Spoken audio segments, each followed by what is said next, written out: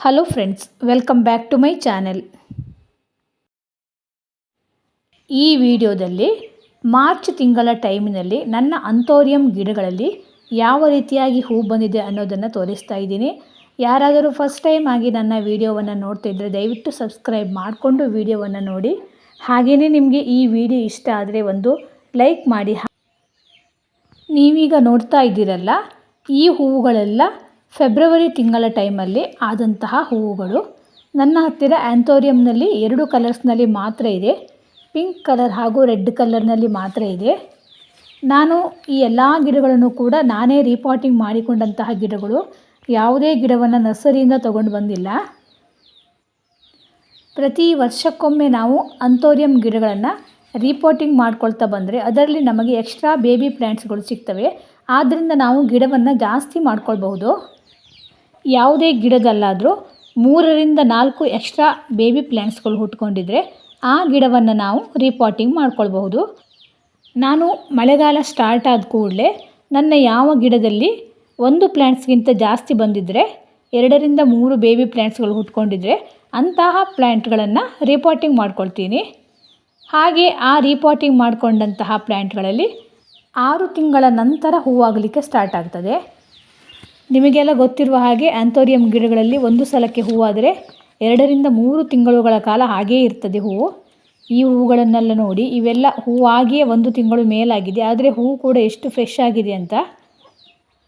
ನಾನು ಈ ಗಿಡಗಳನ್ನು ಇಟ್ಕೊಂಡಿರುವಂತಹ ಪ್ಲೇಸಲ್ಲಿ ಸಂಜೆ 4 ಗಂಟೆ ಮೇಲೆ ಡೈರೆಕ್ಟಾಗಿ ಸನ್ಲೈಟ್ ಬೀಳ್ತದೆ ಅಂತ ಎಲ್ಲ ಗಿಡಗಳನ್ನು ಇವಾಗ ಮಾರ್ಚ್ ತಿಂಗಳ ಟೈಮಲ್ಲಿ ಎತ್ತಿ ಒಳಗಡೆ ಇಟ್ಕೊಂಡಿದ್ದೀನಿ. ಅಂಥೋರಿಯಂ ಗಿಡಗಳಿಗೆ ಈ ಬೇಸಿಗೆ ಕಾಲದ ಟೈಮಲ್ಲಿ ಡೈರೆಕ್ಟಾಗಿ ಬಿಸಿಲು ಬಿದ್ದರೆ ಎಲೆಗಳೆಲ್ಲ ಬಾಡಿ ಹೋಗ್ತವೆ, ಹಾಗೆ ಹೂವುಗಳು ಕೂಡ ಬಾಡಿ ಹೋಗ್ತವೆ.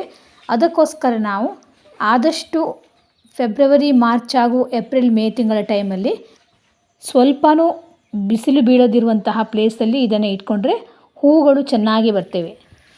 ನೋಡಿ, ಈಗ ನೀವು ನೋಡ್ತಾ ಇದ್ದೀರಲ್ಲ, ಈ ಹೂವುಗಳೆಲ್ಲ ಈಗ ಮಾರ್ಚ್ ತಿಂಗಳಲ್ಲಿ ಬಿಟ್ಟಿರುವಂತಹ ಹೂವುಗಳು.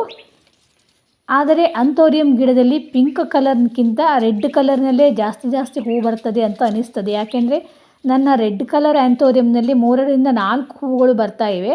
ಆದರೆ ಪಿಂಕ್ ಕಲರ್ನಲ್ಲಿ ಒಂದೆರಡು ಹೂವುಗಳು ಮಾತ್ರ ಬರ್ತಾ ಇವೆ.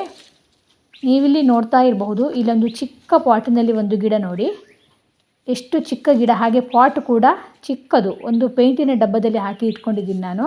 ಅಂದರೆ ಇದು ಲಾಸ್ಟ್ ಇಯರ್ ನಾನು ಆ್ಯಂಥೋರಿಯಂ ಗಿಡಗಳನ್ನ ರೀಪಾಟಿಂಗ್ ಮಾಡುವಂತಹ ಟೈಮಲ್ಲಿ ಒಂದು ಚಿಕ್ಕ ಪ್ಲ್ಯಾಂಟ್, ಎಕ್ಸ್ಟ್ರಾದೊಂದು ಪ್ಲ್ಯಾಂಟ್ ಇತ್ತು. ಅದನ್ನು ಇನ್ನೂ ಬಿಸಾಕೋದು ಬೇಡ ಅಂತ ಇದೊಂದು ವೇಸ್ಟ್ ಆದ ಒಂದು ಪೇಂಟಿನ ಡಬ್ಬಕ್ಕೆ ಹಾಕಿಟ್ಟಿದೆ.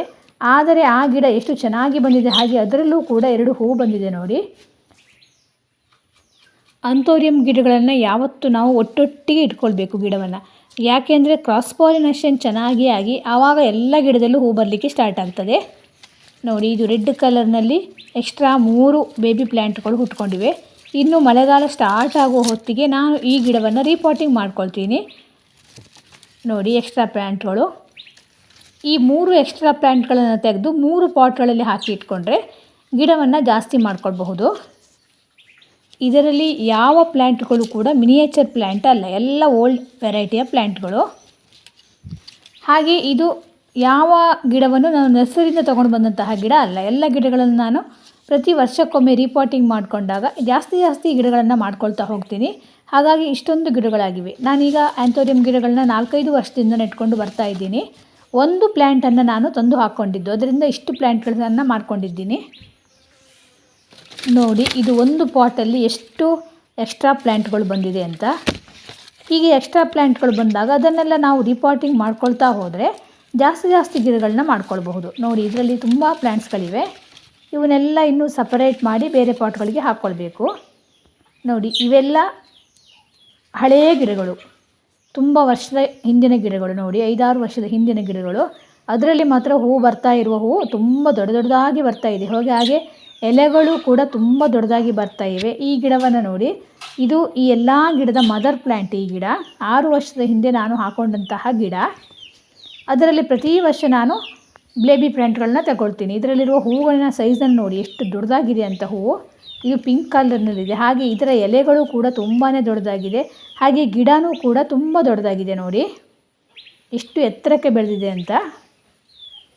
ಈ ಗಿಡಗಳು ಜಾಸ್ತಿ ತೇವಾಂಶವನ್ನು ಇಷ್ಟಪಡುವಂತಹ ಗಿಡ ಆದದ್ರಿಂದ ಈ ಗಿಡಗಳಿಗೆ ನಾವು ಡೈಲಿ ನೀರನ್ನು ಕೊಡಬೇಕು. ಇಲ್ಲ ಅಂದರೆ ನಾವು ಬೇಸಿಗೆಗಾಲದ ಟೈಮಲ್ಲಿ ಎಲ್ಲ ಗಿಡಗಳಿಗೂ ಕೂಡ ಮಲ್ಚಿಂಗ್ ಮಾಡ್ಕೊಳ್ಬಹುದು. ತೆಂಗಿನ ನಾರನ್ನು ಹಾಕ್ಕೊಂಡು, ಇಲ್ಲಾಂದರೆ ಕೋಕೋಪಿಟ್ಟನ್ನು ಹಾಕ್ಕೊಂಡು ಅಥವಾ ಅಡಿಕೆ ಸಿಪ್ಪೆ ಏನಾದರೂ ಹಾಕ್ಕೊಂಡು ನಾವು ಅದನ್ನು ಮಲ್ಚಿಂಗ್ ಮಾಡ್ಕೊಳ್ಬೇಕು. ನಾನಿಲ್ಲಿ ಇಟ್ಟಿರುವಂತಹ ಪ್ಲೇಸಲ್ಲಿ ಬಿಸಿಲು ಬೀಳದಿರುವಂತಹ ಕಾರಣ ಇಷ್ಟು ದಿನದವರೆಗೆ ನಾನು ಮಲ್ಚಿಂಗ್ ಮಾಡಿಲ್ಲ.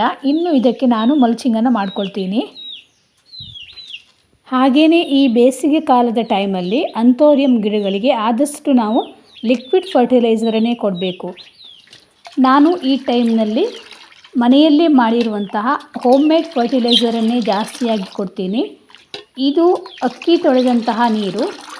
ನಾನು ಈ ಅಕ್ಕಿ ತೊಳೆದಂತಹ ನೀರನ್ನು ರೆಗ್ಯುಲರ್ ಆಗಿ 8ರಿಂದ 10 ದಿವಸಕ್ಕೊಮ್ಮೆ ನನ್ನ ಎಲ್ಲ ಅಂಥೋರಿಯಂ ಗಿಡಗಳಿಗೂ ಹಾಕ್ಕೊಳ್ತೀನಿ.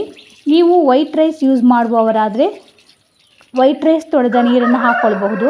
ಇಲ್ಲಾಂದರೆ ಬಾಯ್ಲ್ಡ್ ರೈಸ್ ಯೂಸ್ ಮಾಡುವವರಾದರೆ ಬಾಯ್ಲ್ಡ್ ರೈಸ್ ತೊಳೆದಂತಹ ನೀರನ್ನು ಕೂಡ ಹಾಕ್ಕೊಳ್ಬಹುದು. ಹೀಗೆ ಅಕ್ಕಿ ತೊಳೆದ ನೀರಿನಲ್ಲಿ ಅನೇಕ ಪೋಷಕಾಂಶಗಳಿರುವುದರಿಂದ ನಾವು ಈ ಬೇಸಿಗೆಯ ಟೈಮಲ್ಲಿ ಜಾಸ್ತಿಯಾಗಿ ಇದನ್ನು ಹಾಕ್ಕೊಳ್ಬಹುದು. ಇದಲ್ಲದೆ ನಾವು ಮನೆಯಲ್ಲೇ ಮಾಡುವಂತಹ ಆನಿಯನ್ ಪೀಲ್ ಫರ್ಟಿಲೈಸರ್ ಹಾಗೆಯೇ ಬನಾನಾ ಪೀಲ್ ಫರ್ಟಿಲೈಸರನ್ನು ಕೂಡ ತುಂಬ ತೆಳುವಾಗಿ ಮಾಡಿಬಿಟ್ಟು 8ರಿಂದ 10 ದಿವಸಕ್ಕೊಮ್ಮೆ ಹಾಕ್ಕೊಳ್ಬಹುದು. ಹಾಗೆ ಇನ್ನು ನೀರನ್ನು ಹಾಕುವ ವಿಷಯಕ್ಕೆ ಬಂದರೆ, ನೀರನ್ನು ಹಾಕುವಾಗಲೂ ಕೂಡ ನಾವು ಗಿಡಗಳ ಬುಡಕ್ಕೆ ಮಾತ್ರ ಹಾಕದೆ ಎಲ್ಲ ಎಲೆಗಳಿಗೂ ಕೂಡ ನೀರನ್ನು ಸ್ಪ್ರೇ ಮಾಡಬೇಕಾಗುತ್ತೆ.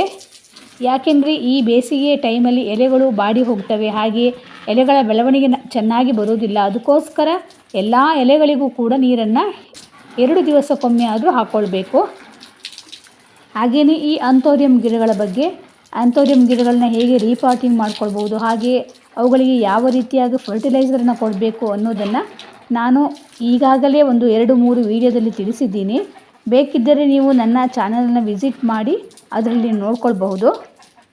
ನೋಡಿದ್ರಲ್ಲ ಫ್ರೆಂಡ್ಸ್, ಈ ವಿಡಿಯೋ ನಿಮಗೆ ಇಷ್ಟವಾದರೆ ದಯವಿಟ್ಟು ಸಬ್ಸ್ಕ್ರೈಬ್ ಮಾಡಿಕೊಳ್ಳಿ, ಹಾಗೆಯೇ ಲೈಕ್ ಮಾಡಿ, ಹಾಗೆಯೇ ಶೇರ್ ಮಾಡಿ. Thank you for watching.